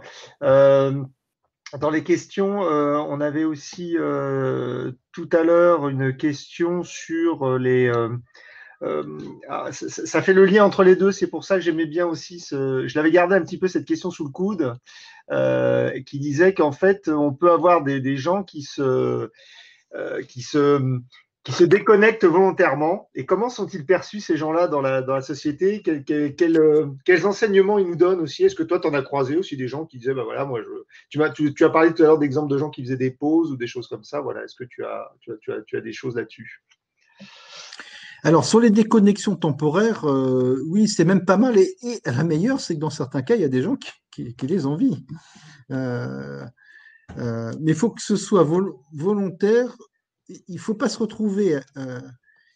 Alors, je vais être très prudent dans ce que je dis, mais il y a un certain nombre d'années, quand on a commencé à parler des problèmes comment dirais-je, des ondes, les premiers qui se sont exprimés là-dessus, moi je me rappellerai toujours d'une qui arrive à ma table et qui me dit oh là là, il y a des ondes, ça va pas. Puis le lendemain, elle arrive, oh là, il y a du soleil, ça va pas. Puis là, et là, il y a des déconnexions. Son texte, c'était pas le numérique qui posait un problème. Donc, pour ceux, en revanche, où on sent qu'il y a un symbole, il y a quelque chose derrière, c'est bien. Si c'est limité, ça va. Quelqu'un qui me dit je vais me déconnecter ad vitam aeternam, alors maintenant, c'est le pendant de ce que je viens de dire, c'est qu'il y avait voilà, les hypersensibles aux ondes magnétiques, on n'était quand même pas tous bien certains que tous avaient que ce problème-là. En revanche, quand on voit qu'aujourd'hui, l'hypersensibilité aux ondes a l'air de devenir un vrai problème, donc il peut y avoir des gens qui vont avoir réellement besoin de se déconnecter, pourquoi pas? Socialement, comme dit, ça commence à devenir quand même pas facile. Mais la déconnexion, alors si, pour terminer là-dessus, le nombre de personnes qui commencent à dire qu'elles n'utilisent plus leur smartphone quand elles partent en week-end, qu'elles n'utilisent plus leur smartphone, qu'elles coupent à table, etc., et qui le font clairement et ostensiblement, ça, il y en a de plus en plus. Et c'est bien perçu. C'est avec envie parfois. Ouais, voilà. Alors j'ai une remarque de Magali aussi qui dit qu'il peut y avoir une forme de fierté assez perverse à travailler trop ou trop tard, notamment de la part des jeunes cadres. Il est important que l'entreprise fasse de la pédagogie vis-à-vis de cela au lieu de l'encourager. Ah oui, oui, oui. Oui, oui, parce que c'est. Quand j'évoquais mon parcours en expliquant que j'étais très jeune, ceci, et que j'ai réussi des tas de choses, et qu'ensuite je suis devenu alcoolodépendant, il y a quelque chose qui s'est créé, une espèce d'adrénaline permanente dont j'avais besoin, qui, quand à un moment donné la vie a été moins absolument au top et descendu un peu, mais il m'a fallu quelque chose pour compenser. Alors le danger, il n'est pas à court terme théoriquement, encore qu'on commence à trouver des jeunes de plus en plus tôt qui commencent à faire des burn-out. Là, c'est que les entreprises commencent à s'en préoccuper, je pense que c'est important. En revanche, en ce qui me concerne et mon époque, comme je disais, moi, le vendredi soir, c'était la coupure intégrale. C'est-à-dire pendant 48 heures, mon cerveau, lui, ne travaillait plus du tout. On emmenait peu des dossiers, alors surtout des métiers un peu poussants, un peu punchy, comme le marketing ou le commerce, de faire tout seul chez soi, ça rime pas à grand-chose. Donc on avait vraiment une possibilité de récupérer. Pour la jeune génération, ça c'est plus possible et ça va devenir vraiment, vraiment problématique. Le fait de rester tard, bah, ça a toujours été de dire, finalement, il y a une espèce de transposition. Avant, on restait tard au bureau parce que finalement, on était bien vu. Moi, je me rappelle, c'était pas tellement ça, c'est que je récupérais des informations pour mieux comprendre les stratégies des boîtes parce que les managers de haut niveau, le soir, expliquaient mieux, ils avaient plus de temps. J'avais mon numéro 2 du groupe qui m'expliquait la vie d'entreprise, je la comprenais mieux. Mais comme dit, ça reste quand même un peu problématique. je pense que les entreprises doivent vraiment faire attention, bien comprendre, surtout les managers de ma génération. Je ne serais pas dans ce métier-là, je me dirais, mais à 30 ans, moi, je savais travailler à un nombre d'heures incalculable. La différence, c'est qu'à 30 ans, j'avais mes week-ends entiers, j'avais mes vacances, je passais mes vacances dans une maison où il n'y avait pas de téléphone. Donc il y avait les vraies, au moins 3 semaines de récupération, les fameuses tu me trompes tu me dis si je me trompe, c'est les 36 heures. Mais il semblerait que c'est cette période d'au moins une journée et demie où il ne se passe rien, mais c'est extraordinaire pour le cerveau. Pour donner une illustration, j'avais un psychologue, je travaillais avec un psychologue du travail, et puis je disais, mais moi je voulais vraiment que les gens bougent physiquement. Je disais, à la pause, il faut qu'ils bougent. Il me disait, mais tu sais, le fait qu'à la pause, ils restent derrière leur écran, je suis d'accord avec toi, mieux vaut qu'ils bougent et qu'ils aillent voir leurs collègues, mais au moins leur cerveau va travailler sur tout. Si c'est du jeu ou du réseau social, au moins c'est d'autres zones du cerveau qui fonctionnent et non pas tout le temps les mêmes. Donc, c'est pas parce qu'on a la pêche physique et intellectuelle qu'il ne faut pas faire très attention à tout ça. D'une part, puis deuxièmement, j'évoquais les problématiques santé. Si vous êtes tout le temps derrière votre écran, quand est-ce que vous bougez, quand est-ce que vous dormez, etc. Oui, ça c'est important d'ailleurs, on le souligne souvent, c'est que quand on fait des analyses enfin, quand on intervient dans les entreprises et que certains salariés nous disent, mais moi, ne vous occupez pas de ma connexion, je la gère très bien, si j'ai envie de me reconnecter le soir, je me reconnecte le soir, si j'ai envie de travailler le week-end pendant les congés, je travaille. Voilà, donc et c'est difficile parce que souvent, des fois, on retrouve ces gens-là après qui ont eu un point de rupture et qui n'ont pas su justement écouter peut-être les signaux autour d'eux qui leur indiquaient que la connexion posait problème. Peut-être encore une question que j'ai pas posée tout à l'heure parce que voilà, c'est le rapport. Tu as présenté tout à l'heure donc ton processus avec la balançoire là et de faire le rapport entre cette balançoire et les 1 heure, 3 heures et 5 heures dont tu parlais tout à l'heure, sachant qu'on passe par des paliers psychologiques. Donc comment toi tu situes un peu cette balançoire là, et les 1 heure, 3 heures, 5 heures. Donc quand est-ce que ça bascule quoi? Ah, alors, en ce qui concerne euh, les 5 heures, si tu prends la balançoire, attends, je vais la reprendre. Euh, Là, ce que j'évoquais, comme disait le psychologue, ça dépend des zones du cerveau que ça fait travailler d'une part, et d'autre part, ce qu'on a les neuromédiateurs, c'est-à-dire l'adrénaline, la sérotonine comme la sérénité. C'est-à-dire que si effectivement 5 heures, plus de 5 heures par jour, c'est toujours la même zone qui est suractivée, là, ça pose problème. Alors avec le numérique, c'est celle-là. Il faut savoir aussi qu'à l'inverse, des gens qui, après avoir été chahutés par la vie, n'ont plus que l'obsession de faire de la méditation, de la zénitude, etc., etc., s'ils se mettent à dormir trop, ils se mettent tellement en zone bleue ils peuvent en faire des dépressions. Donc, c'est bien l'équilibre qui est important. Alors, je vois le temps passer, du coup, je suis en train de me Je te dire laisse la parole, vas-y, continue. Et puis je suis désolé pour toutes les questions auxquelles on ne peut pas répondre. Il y a beaucoup de choses autour. Il y a beaucoup de questions qui sont abordées, hein. Je fais encore la pub, je suis désolé. On a 2 guides qui sont sur le télétravail et sur la déconnexion qui abordent la question d'organisation du travail, parce que je vois qu'il y a beaucoup de choses autour de l'organisation du travail. Donc voilà, c'est très, très important. Tu as employé le terme RSO tout à l'heure, juste, non? RSO, non. Non, d'accord. Alors, c'est quelqu'un qui a mis RSO, je ne sais pas ce que ça veut dire. Si la personne veut préciser dans le chat, voilà. Donc, ok. Voilà, je te laisse reprendre la parole et puis on va poursuivre le chat. Alors, ce que je vais. Alors, pour être dans le. Par rapport au timing, ce que je vais faire, c'est que comme il y a eu beaucoup de questions, il y a quelque chose par lequel je voulais terminer. Donc, je vais passer très rapidement sur les repères temps, puisque de toute façon, vous aurez des slides. Il faut bien voir qu'en termes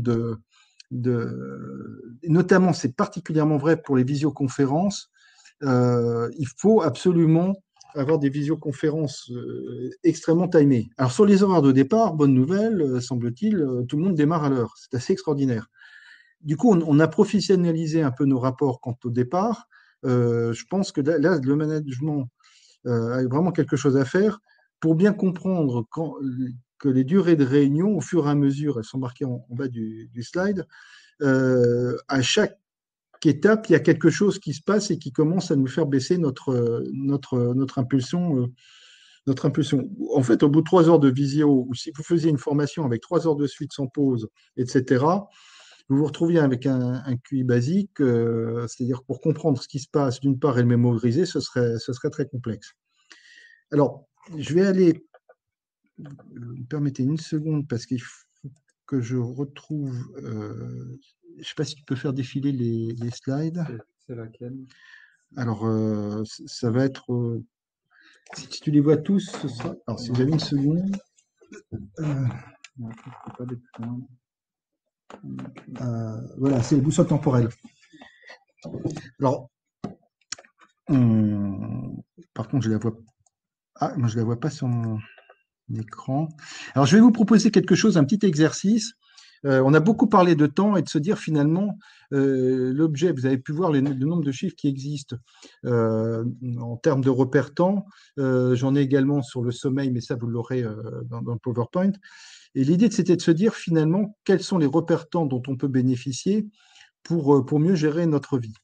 Alors, si tu peux aller sur le slide 57, voilà, c'est ça. Ce qu'on a vu jusqu'à présent, on a vu finalement quoi? On a vu qu'il y avait des vrais enjeux avec les 30%, les dominos. On a vu qu'il y avait un processus qui est chronique. On a vu la partie des équilibres dans laquelle c'est toujours le rouge qui est au maximum. Et l'importance des temporalités, on les a balayées un peu rapidement, mais vous les aurez dans le slide. Alors, l'idée, c'est de se dire, mais comment on peut faire pour améliorer notre vie? Alors, j'ai créé quelque chose qui s'appelle la boussole temporelle de vie digitale. L'idée, c'était de se dire, comment je peux équilibrer ma vie un petit peu mieux en disposant de toutes les ressources dont on peut bénéficier actuellement. Ça ne vous a pas échappé, par exemple, qu'on parle beaucoup de pleine conscience. Et ça ne vous a pas échappé non plus qu'à l'autre. Donc, là, la pleine conscience, c'est ce qui va nourrir le bleu. Que les Jeux olympiques qui vont avoir lieu sont mis sous l'égide du sport et de bouger. Là, il y a plus de rouge. Et donc, on va se dire, mais finalement, est-ce qu'à travers ce qu'on a pu voir, on peut se créer une stratégie de ressources personnelles? Alors, si vous avez la possibilité, mais comme vous aurez les slides, vous pourrez le faire après, de prendre une page blanche. Alors, je vous laisse quelques secondes, peut-être, parce que si quelques personnes ont une page blanche, et sinon, elles auront de toute façon dans le slide, je laisserai exprès une page blanche. De toute façon, il y en a une qui est prévue, qui est découpée. Et en prenant cette page blanche, eh ben, vous allez vous dire, voilà, la problématique, c'est l'histoire des temps qu'on doit apprendre à mieux maîtriser. Comme je ne l'ai pas développé aujourd'hui, la table des 12 lois des temps, juste petite histoire, je l'ai montré pour la première fois, c'était au MEDEF, qui se sont dit, mais mince, on devrait mieux gérer ça. Et dedans, je parlais déjà des problématiques comme dirais-je, des cycles circadiens. Et 6 mois après, je vais à Lausanne, à un congrès pour les responsables du personnel. Et 2 jours avant, le prix Nobel de médecine et de physiologie avait été attribué sur les cycles circadiens. Quand je disais qu'on bénéficie de repères énormes et dont on peut bénéficier, ça vaut vraiment le coup. Alors, je vais vous en faire juste un, c'est la loi du professeur Fraisse, qui est en fait un peu la clé de voûte de tout ça, parce que j'avais recensé un peu toutes les lois qui existaient, de professeurs, d'ingénieurs, etc. Et en fait, elle dit que plus une activité est captivante, moins on voit le temps passer. Et avec ça, on comprend tout de suite que si on n'a pas de repère temps, si on n'a pas de compteur de temps, si pour se coucher, par exemple, on ne se met pas une alarme, qui peut être une alarme sympathique, pour se dire, mince, quand même, j'en suis à ma troisième épisode de la même série, alors que demain j'ai une conférence. Quand on est captivé, on ne voit pas le temps passer. Et c'est peut-être la problématique fondamentale du numérique. Alors, comment essayer de la juguler?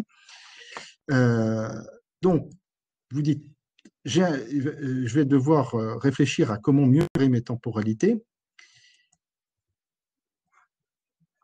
Première chose, vous vous rappelez la petite balançoire, et vous dites, bah, finalement, pour commencer à mieux gérer ma vie personnelle et indirectement professionnelle, puisque il n'y a pas assez de bleu et il y a trop de rouge, je ne sais pas assez bien récupérer, je n'ai pas des moments où je peux me concentrer, je suis tout le temps en surexcitation, et ben, il va falloir que je trouve des solutions.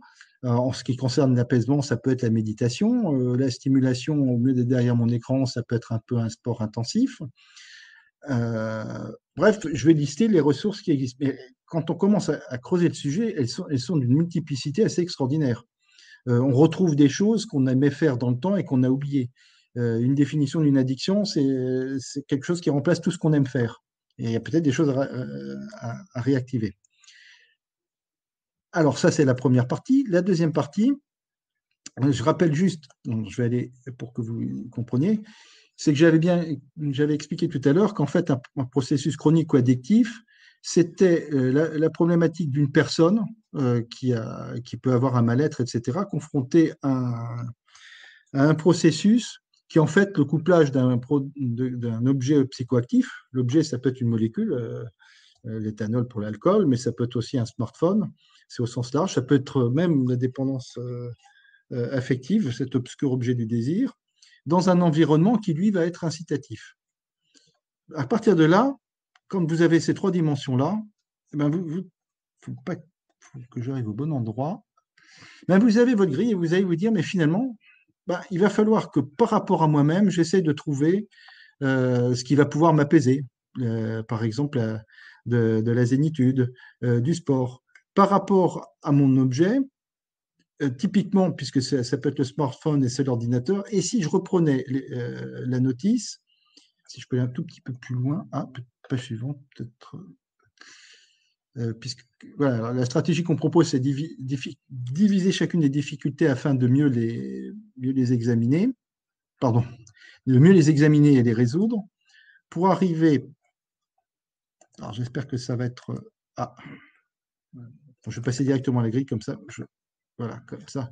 Pour arriver à quelque chose qui va vous permettre de vous dire, ben voilà, donc zénitude, rythmicité, comment je peux alterner de l'un à l'autre. Je voulais faire un exercice, mais on a eu beaucoup de questions, donc sur quelque chose qui s'appelle la cohérence cardiaque, qui en fait nous amène à inspirer 5 secondes, à expirer 5 secondes pendant 1, 3 ou 5 minutes. Je mettrai le nom sur le slide si vous avez envie de voir ce que c'est, qui en fait permet votre cœur de mieux se réguler.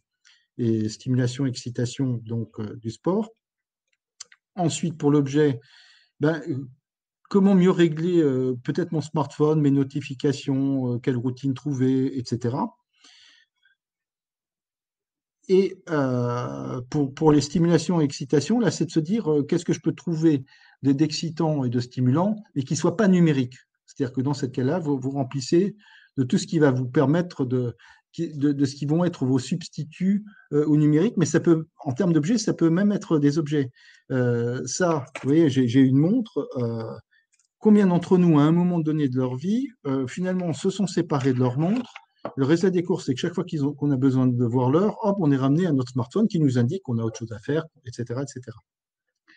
Et enfin, l'environnement et l'entourage, c'est de se dire, bah, finalement, comment puis-je faire pour être plus souvent avec les autres, avec mon smartphone coupé, stimulation, excitation, et si j'allais voir un spectacle d'humour avec des gens que j'aime bien. Alors, je vais essayer de vous donner quand même, de passer voilà, à ce slide-là, un petit slide, comment dirais-je, d'exemple. Donc, respiration, parapente, appli zen, réveil matin. Le fameux réveil matin pour éviter d'avoir votre smartphone qui vous casse l'ordre bien fait dans votre cerveau de ce que vous pouviez faire. Et puis les réseaux sociaux, bah, pourquoi pas un nettoyage de printemps, par exemple? C'est ce que j'avais fait il y a quelques années en me disant, mais il y a combien de personnes dont finalement je ne sais même plus qui c'est? Et je réponds à quelqu'un dont je ne sais plus qui c'est sur un sujet où je ne vois pas très bien de quoi il parle. Et alors les polémistes, j'ai enlevé parce que là, on finit en plus par dire des bêtises qui peuvent se retourner contre vous, en général et dans le monde du travail. Alors, comme il me reste encore une ou deux questions, je vais passer alors un peu plus loin. Ce serait à la partie un mot sur les solutions collectives. Ça va être, voilà, approche collective. Voilà, alors les approches collectives, si elles se chargent chez moi aussi. Eh ben, on peut les avoir de trois manières, la sensibilisation et l'information, parce que je pense qu'aujourd'hui, c'est surtout un problème de connaissance qui nous manque pour avoir des choses qui fonctionnent. Enfin, on ne va pas rentrer dans le sujet si on ne connaît pas les enjeux, si on ne connaît pas les clés, si on ne connaît pas des pistes et si on ne sait pas que finalement on peut faire des choses plus sympathiques. Et si on est patron, de se dire mince, l'équipe pourrait être plus performante et inversement les salariés plus zen. Après, il peut y avoir on peut se faire aider, accompagner, et puis on peut avoir surtout des opérations et des outils à mettre en œuvre, notamment pour réduire le stress numérique, des carnets de qualité de vie au travail, de chartes, etc. Là, on peut poser sur le papier différentes choses que l'on aurait à faire. Moi, je suis également associé avec Quartier de QVT Transformation, qui est quelque chose qui vient de se créer avec un très grand professionnel de la qualité de vie au travail. On peut se dire, tiens, finalement, est-ce qu'on ne doit pas axer sur l'axe qualité de vie au travail? Je crois que c'est un axe qui est très intéressant et très porteur. Surtout qui parle, et puis on l'a vu tout à l'heure, ça cadre avec des choses, ou alors on peut créer des outils. Alors là, c'est ma sœur et associée qui a créé un outil qui s'appelle Équilibre Digital, qui aide finalement les personnes à retrouver leur équilibre, puisque finalement, c'est le point clé. Il ne faut surtout pas oublier de passer par la médecine du travail, notamment avec des fiches risques, et puis le référentiel que j'évoquais, puisque c'est un sénateur qui l'avait défendu. Et enfin, je terminerai là-dessus. C'est une page de publicité, pas qui me rapporte, ça ne me rapporte rien, mais c'est ce que j'aime bien publier tous les mois et que je remercie encore la CFDT Cadre de relayer, qui est les Digital Detox Day Week, puisqu'on est vraiment dans cette notion du temps. Il y a aussi cette notion du rythme. Est-ce que tous les mois, c'est l'objet des Digital Detox Day 8, tous les mois, le 8 du mois ou un autre jour, est-ce qu'on ne peut pas prendre un temps pour réfléchir à nos usages numériques? Voilà. Donc ça laisse encore un petit merci Thierry, surtout d'avoir respecté le timing, parce que je sais que tu es un passionné, donc c'est toujours frustrant d'être limité dans le temps. Juste une chose, surtout que j'oublie pas, c'est que ça va être très court, hein, c'est que le 19 et 20 novembre. J'allais en parler. Ouais. Tu veux en parler, d'accord. C'est bon. C'est pas pour te couper la parole, mais c'est pour, voilà, c'est pour te décharger de ça et te laisser reprendre un peu de repos après tout ce que tu nous as présenté. Alors, il y a eu beaucoup de choses dans le chat qu'on n'a pas pu parler. Je vais faire un bref résumé de ce qui a été dit. Beaucoup ont parlé de la situation exceptionnelle qu'il y a eu dans le confinement. Ce que nous avons vécu comme situation, on l'a déjà dit énormément dans le webinaire sur le télétravail, n'est pas une situation régulière. Donc, il y a eu évidemment beaucoup de situations. Il faudra en faire l'analyse. Voilà, donc faire un questionnaire à chaud comme on les fait en ce moment et faire des questionnaires un peu plus à froid dans quelques mois pour véritablement voir le ressenti des gens sur ce qu'ils ont vécu, sur leur connexion, etc.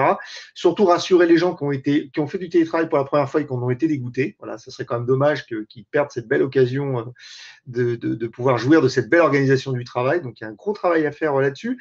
Quelques remarques sur les approches européennes, notamment en Allemagne. C'est vrai que c'est toujours très intéressant en Allemagne de voir que certains salariés sont convoqués quand ils restent tard le soir, etc., parce que c'est un signe de manque de productivité, etc. Les approches européennes sont très, très différentes. Il faut quand même savoir que quand le droit à la déconnexion est rentré dans le Code du travail, on a été énormément sollicité par énormément de pays qui s'intéressent au droit à la déconnexion. Et encore aujourd'hui, vous avez des pays comme le Canada, le Luxembourg, tout ça, qui commencent à regarder des choses et pas forcément l'inscrire dans la loi, parce que c'est pas toujours leur façon de faire, mais en tout cas qui s'intéressent à cette question. Alors, il y avait une question sur les entreprises qui ont des bonnes pratiques. Alors, on a la chance maintenant d'avoir ce formidable outil qui est Légifrance qui recense un peu tous les accords qui ont été signés. Moi, je vous invite à lire des accords sur la déconnexion parce qu'il y a des accords, en effet, qui ont trouvé des petits trucs, des trucs intéressants. Vous savez, quand on a voulu faire ce droit à la déconnexion, beaucoup nous ont reproché de ne pas mettre de méthode dans le code du travail, de ne pas mettre de règles, etc. C'est qu'en fait, le droit à la déconnexion, quelqu'un le disait dans le chat tout à l'heure, moi je suis dans une entreprise internationale, fermer les serveurs, ça ne sert à rien. Vraiment aller de plus en plus vers des méthodes qui sont adaptées à votre entreprise. Voilà. Donc, on pourra un jour faire un objet aussi sur la négociation du droit à déconnexion, hein, si c'est un sujet qui vous intéresse. On a parlé aussi beaucoup, c'est très intéressant dans le chat parce que on a parlé de RSE, de RSO, voilà, de responsabilité, que le numérique consomme énormément, etc. C'est vrai que c'est des questions aujourd'hui pour lesquelles on est beaucoup interpellé. Voilà, de ne pas oublier qu'aussi le numérique, c'est de la consommation, hein, donc faut faire un petit peu attention à tout ça. Alors, tout ça va avoir une suite. Puisque Thierry, tu commençais à en parler tout à l'heure. Donc, il y a plusieurs rendez-vous à la rentrée, notamment trois formations en distanciel donc, avec Thierry qui auront lieu en septembre-octobre. Donc, comme on dit souvent, surveillez vos boîtes mail. Donc, vous aurez des invitations. Ça sera toujours sur la plateforme Webikeo. Donc, trois formations organisées par le CREFAC. Voilà, encore en distanciel parce que vous comprendrez, on n'est pas encore trop sûr des mesures qui nous permettront de rassembler des gens ou pas dans nos locaux. Puis, ça permet aussi aux gens de la France entière de pouvoir en bénéficier. Et puis là, pour les Parisiens ou ceux qui ont la possibilité, je dirais, de voyager, il y aura une formation donc sur Paris qui aura lieu, comme tu l'as dit Thierry, le 19 et le 20 novembre, qui s'appelle Travail et transformation numérique, où nous brossons donc pendant 2 jours. Donc il y a toute une après-midi avec Thierry. Moi-même, j'anime une partie sur les transformations numériques dans le monde du travail. On a aussi l'intervention de quelqu'un qui s'appelle Olivier Charbonnier, donc qui travaille beaucoup sur les espaces et les organisations du travail. Voilà, donc quelqu'un aussi de passionnant. Voilà, donc on vous donne rendez-vous, c'est le 19 et 20 novembre, c'est sur le site du CREFAC, donc crefac.com, notre site internet. Voilà. Il me reste à remercier donc le CREFAC pour l'organisation de ce webinaire, donc Corinne Baudry, Alexandre Bonifaci, donc Alexandre, le grand prêtre de tous ces séminaires qui agit toujours dans l'ombre, mais c'est grâce à lui que nous pouvons voir ces webinaires. Donc webinaires qui sont voilà, si vous avez envie de revenir sur des choses qu'on a dit, on est un petit peu rapide, voilà, qui seront disponibles en replay quand vous voulez, voilà, sur notre site, ainsi que les autres webinaires si vous les avez ratés. Voilà, donc prochain webinaire, ça sera donc à la rentrée. Donc vous aurez aussi des webinaires qui vous seront proposés par la revue Cadre, donc la revue de la CFDT, donc avec des personnes qui ont écrit dans la revue, qui viendront faire donc des exposés aussi notamment autour du climat social, hein, puisque c'est quand même la grosse actualité du moment. Thierry, je te remercie vraiment pour ton intervention. Je vous dis à tous à très très bientôt et je vous souhaite une très très bonne soirée. Au revoir. Bonne soirée.